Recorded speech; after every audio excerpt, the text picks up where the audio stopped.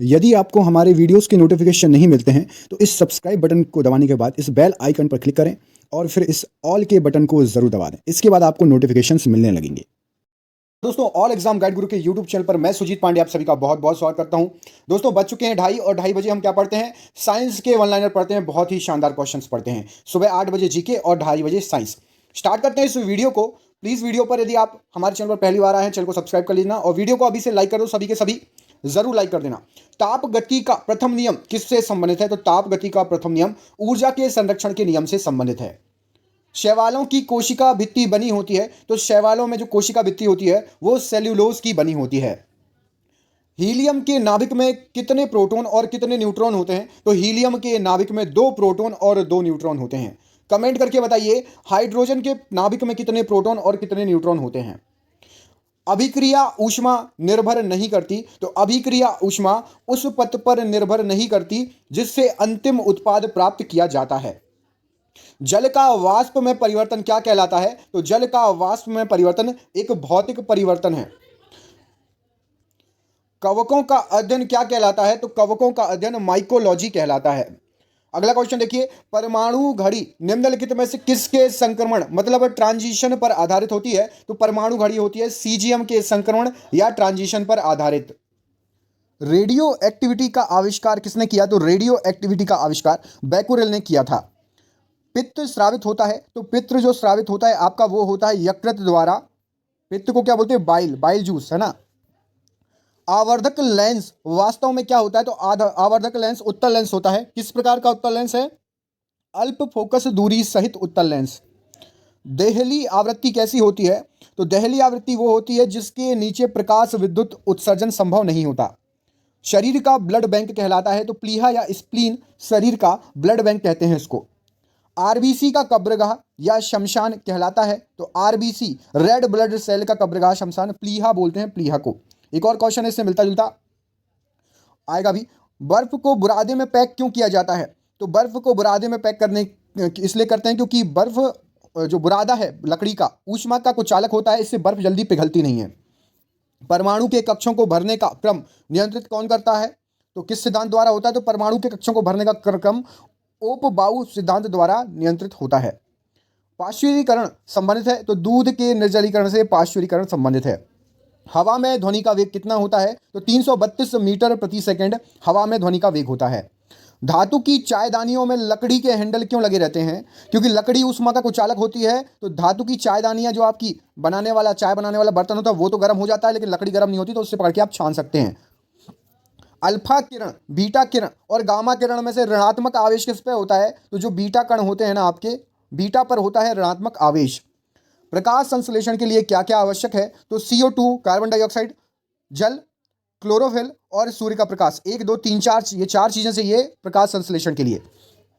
वाहनों में स्नेहक तेल का प्रयोग क्यों किया जाता है? तो वाहनों में स्नेहक तेल का प्रयोग घर्षण को कम करने के लिए। घर्षण को इंग्लिश में क्या बोलते हैं? फ्रिक्शन। तो फ्रिक्शन या घर्षण जो भी है टिक लगा देना। रक्त समूह कितने प्रकार के होते हैं? तो मुख्यतः कौन कौन से होते हैं? एक तो ए, बी, ए बी और ओ, ये 4 प्रमुख प्रकार हैं। उसके बाद इसमें प्लस माइनस होते हैं, वो आप सबको पता ही है। कमेंट करके अपना अपना रक्त समूह थोड़ा बताइए। कमेंट करिए आपका रक्त समूह क्या है, आपको पता है या नहीं। अपकेंद्रीय बल कैसा बल होता है? तो अपकेंद्रीय बल आभासी बल होता है, क्वेश्चन एग्जाम में आया हुआ है। न्यूट्रॉन, प्रोटॉन, ड्यूट्रॉन तथा इलेक्ट्रॉन में से एक कण जो परमाणुक कण नहीं है। तो न्यूट्रॉन भी परमाणु कण है, प्रोटॉन भी है, इलेक्ट्रॉन भी। ड्यूट्रॉन एक परमाणु कण अणु नहीं है, याद रखिएगा। घर्षण बल कैसा होता है? तो घर्षण बल हमेशा क्षयकारी होगा। जहां पर भी घिसाव होगा, घर्षण होगा, वहां क्षय जरूर होगा, तो घर्षण बल क्षयकारी बल है। सोडियम, कैल्शियम, आयरन तथा पोटेशियम में से अधिक क्रियाशील धातु कौन सी है? देखिए, सोडियम को मिट्टी के तेल में रखा जाता है, कैल्शियम, आयरन और पोटेशियम, तो इसमें से सबसे ज्यादा क्रियाशील है पोटेशियम धातु, यार पोटेशियम धातु। सर्वप्रथम रक्त परिसंचरण तंत्र का अध्ययन किसने किया था? तो सबसे पहले जो रक्त परिसंचरण तंत्र है हमारे शरीर का, विलियम हार्वे द्वारा इसका अध्ययन किया गया था। भोपाल गैस कांड आपको पता है कितना ज़्यादा बड़ा, ठीक है, मैन मेड डिजास्टर है ये। 1984 में किसका रिसाव हुआ था? तो मिथाइल आइसोसाइनाइड का रिसाव हुआ था। प्लाज्मा में जल का प्रतिशत कितना होता है? तो प्लाज्मा में 90% पानी होता है। हमारे शरीर में खून में प्लाज्मा पाया जाता है और उस प्लाज्मा में 90% पानी होता है। अच्छा, अगला क्वेश्चन देखिए, इसी से संबंधित है। आपको ये बताना है रक्त में, हमारे खून में प्लाज्मा कितने प्रतिशत होता है। तो हमारे खून में 55% प्लाज्मा होता है और प्लाज्मा के अंदर 90% पानी होता है। द्रव्य में चुंबकत्व का कारण क्या है, तो द्रव्यों में चुंबकत्व का कारण इलेक्ट्रॉनों की वर्तुल गति होती है। सेब के फल में लाली का कारण क्या है, तो सेब का फल जो लाल लाल दिखता है आपको, एंथोसाइनिन साइनिन के कारण यह है लाल कलर का दिखता है।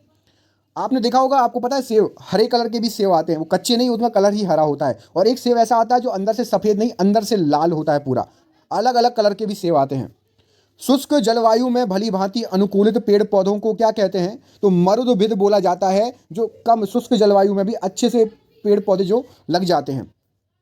हड्डियों और दांतों के निर्माण के लिए आवश्यक तत्व क्या है, तो हड्डियों और दांतों के लिए सबसे ज़्यादा इंपॉर्टेंट कैल्शियम, और कैल्शियम के साथ साथ आपका फास्फोरस, ये दोनों होना चाहिए अच्छे से मजबूती के लिए। जब चींटियां काटती हैं अपन को, तो उसमें से कौन सा अम्ल निकलता है जिससे आपको पेन होता है, तो फार्मिक अम्ल, फार्मिक एसिड निकलता है उनके काटने से, जिससे आपको पेन भी होता है। जब किसी पिंड को द्रव में डुबोया जाता है, तो उस पिंड पर कौन सा बल कार्यरत होता है, तो पानी में डुबाओगे तो दो प्रकार के, एक तो जो जैसे आपका एक पत्थर आपने फेंका, तो एक तो पत्थर का भार उसके नीचे की तरफ उसको ढकेलेगा, ठीक है, और एक पानी में गया तो पानी उसको ऊपर की तरफ ढकेलेगा। तो दो बल होते हैं, एक होता है उत्क्षेप बल जो पानी के द्वारा लगाया जाता है, पानी उसको ऊपर ढकेलने की कोशिश करता है, और उसका भार, पत्थर का भार उसको नीचे डुबोने की कोशिश करता है। दो बल लगते हैं। रानीखेत बीमारी फैलती है, तो रानीखेत बीमारी वायरस के द्वारा फैलने वाली बीमारी है। मोस्ट इंपॉर्टेंट क्वेश्चन है। घटपर्णी, देखिए कौन कौन से पौधे हैं, घटपर्णी, अमरबेल और सूरजमुखी में से परजीवी पौधा कौन सा है जो दूसरों के ऊपर निर्भर करता है, तो अमरबेल। आपने देखा होगा ये जो है अमरबेल जो होती है ना, वो पेड़ों के ऊपर लिपट जाती है गोल गोल गोल गोल गोल, और उन्हीं के ऊपर जीवित रहती है, उन्हीं से अपना सब करती है। पुरानी किताबों का कागज भूरे कलर का हो जाता होगा, आपने देखा होगा किताब रखी रखी सफ़ेद कलर से भूरे कलर की हो जाती है। आखिर ऐसा क्यों होता है, तो सेल्यूलोज के ऑक्सीकरण के कारण किताब के जो पन्ने होते हैं वो भूरे कलर के हो जाते हैं। गोबर गैस से प्राप्त होने वाली गैस कौन सी है, तो मीथेन गैस गोबर गैस से प्राप्त होने वाली गैस होती है। रेफ्रिजरेटर के आविष्कारक कौन है, तो रेफ्रिजरेटर का आविष्कार जेम्स हैरिसन द्वारा किया गया है। मोस्ट आईएमपी क्वेश्चन है ये। हीमोग्लोबिन किसका यौगिक होता है, तो हीमोग्लोबिन आपका प्रोटीन का यौगिक होता है हीमोग्लोबिन। गैसीय स्थिति में पाए जाने वाले हार्मोन कौन सा है, तो एक हार्मोन है जो गैस स्थिति में पाया जाता है, तो एथिलीन, ये एक हार्मोन है जो गैसीय स्थिति में पाया जाता है। पौधे में भ्रूण मिलता है, तो पौधों में जो भ्रूण मिलता है वो बीजों के अंदर मिलता है, जो बीज है ना उसी से अन्य पौधे पैदा होते हैं, आपने देखा भी होगा, ठीक है। लोहे की मात्रा सर्वाधिक किसमें होती है, तो पालक के पत्तों में और आपकी हरी सब्जियां, इनमें लोहे की मात्रा सर्वाधिक पाई जाती है। तत्वों का सबसे पहले वर्गीकरण किसने किया था, तो डोब्रेनियर ने सबसे पहले तत्वों का वर्गीकरण किया था, याद रखिएगा। कैल्शियम, पोटेशियम तथा कैडमियम का अयस्क क्या है, तो लाइन से देख लो। कैल्शियम का अयस्क जो है आपका वो डोलोमाइट है, पोटेशियम का अयस्क आपका नाइटर है, और कैडमियम का अयस्क आपका ग्रीनोकाइट है। ये तीनों हैं और इनके ये तीनों अयस्क लिखे हैं। अयस्क का मतलब क्या होता है, कमेंट करके बताओ अयस्क क्या होता है। बर्फ का द्रवणांक और हिमांक क्या है, तो बर्फ का द्रवणांक भी 0 डिग्री सेल्सियस और बर्फ का हिमांक भी 0 डिग्री सेल्सियस ही होगा। पीतल में क्या होता है, तो पीतल में तांबा और जिंक होता है। आप लोग को शॉर्ट फॉर्म भी पता होगा, पिताजी, है ना, खूब पढ़ा होगा ये पिताजी। पिताजी मतलब पीतल में तांबा और जिंक। अगला क्वेश्चन देखिए, द्रव्यमान संख्या किसका योग होता है, तो द्रव्यमान संख्या किसी भी तत्व की आपकी प्रोटॉन और न्यूट्रॉन का योग होता है, उसकी द्रव्यमान संख्या। कमेंट करके हीलियम की द्रव्यमान संख्या बताओ। सबसे पहला क्वेश्चन जो मैंने पूछा था ना आपसे, हीलियम के बारे में ही पूछा था, तो हीलियम का द्रव्यमान संख्या बताओ। कितने प्रोटॉन कितने न्यूट्रॉन, उनको जोड़ दो, निकल आएगा हीलियम का द्रव्यमान संख्या। शरीर के जोड़ों में गांठिया रोग होता है, तो शरीर के जोड़ों में यूरिक अम्ल का जमाव हो जाता है, खासतौर पर घुटनों में, घुटने भी पेन करने लगते हैं एक एज के बाद और बहुत सारा, इसके कारण गांठिया रोग होता है, सुस्ती लगती है, तनाव महसूस होता है। यक्ष्मा तपेदिक के इलाज के लिए किसका प्रयोग किया जाता है, तो यक्ष्मा या तपेदिक के इलाज के लिए पैरा अमीनो सैलिसिलिक एसिड का प्रयोग किया जाता है। निद्रा रोग किसके द्वारा होता है, तो निद्रा रोग जो है आपका वो होता है ट्राइपेनोसोमा। आपने इंसोमानिया भी सुना होगा, इंसोमानिया भी बोलते हैं, ट्राइपेनोसोमा। एलिसा परीक्षण किसके निदान के लिए होता है, तो एड्स प्रतिरक्षी के निदान के लिए एलिसा परीक्षण होता है, याद रखिएगा। किस रोग का पूरी तरह उन्मूलन कर दिया गया है, तो WHO वर्ल्ड हेल्थ ऑर्गेनाइजेशन ने बोला है, WHO ने, कि चेचक मतलब आपका स्मॉल पॉक्स, इसका पूरी तरह उन्मूलन कर दिया गया है। काला जार ज्वर का संचरण कैसे होता है, तो सिकता मक्खी होती है, आप लोगों ने सुना होगा। मोस्ट आईएमपी क्वेश्चन है, बायो में तो बहुत पूछता है, साइंस जहाँ आती है उसमें ये क्वेश्चन पूछता है। सिकता मक्खी के काटने से काला जार जो है, काला जार ज्वर होता है। एड्स देने वाले वायरस की पहचान कब की गई थी? तो 1981 में एड्स देने वाले वायरस की पहचान हुई थी सबसे पहले। प्लेग किसके कारण फैलता है? तो प्लेग एक जीवाणु जनित बीमारी है। जीवाणु जीवाणु के द्वारा प्लेग फैलता है, ठीक है, याद रखिएगा। और ये हो गए आपके क्वेश्चंस खत्म। दोस्तों क्वेश्चंस कैसे लगे कमेंट करके हमें जरूर बताइएगा। आपको ये साइंस और जीके का पसंद आ रहा है प्रैक्टिस सेट? 8 बजे रोज जीके और 2:30 बजे रोज साइंस। हम कोशिश करेंगे ये कंटिन्यू करने की। हमारा टारगेट है 3 महीने में आपको 10,000 से ऊपर जीके और करीब करीब आपको इतने ही आपको साइंस के क्वेश्चन करा दें। जहां से मिलते हैं वहां से लेकर आएंगे। बस आप लोग का प्यार सपोर्ट चाहिए। कम से कम 1-2 लोगों को जरूर शेयर किया कीजिए वीडियो को, ठीक है। और आपको बताना है टीबी बीमारी किससे फैलती है, कमेंट करके बताओ, ठीक है।